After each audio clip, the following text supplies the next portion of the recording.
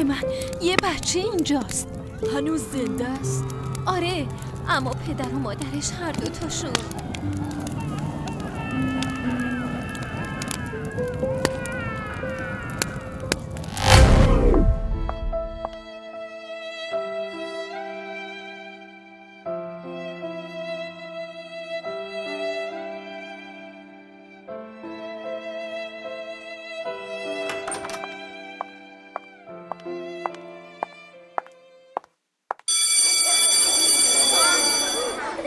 خب بچه ها، علامت رو روی هر قسمتی از نقشه که میذارم اسم اون کشور رو بگید.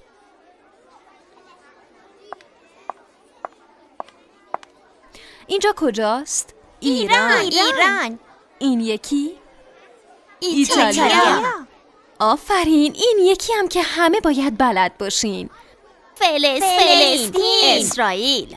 میکائیل، چیزی گفتی؟ بله خانم، پدرم میگه این سرزمین اسمش اسرائیله. نه جانم، اون اسمی که میگی خیلی وقت توی نقشه دنیا جایی نداره. این سرزمین همیشه اسمش فلسطین بوده و هست. هنا طريق جنة العلا أتاذن السماء لأدخلا فلا اشتياق داخلي ولا حنين إلا أرض كربلاء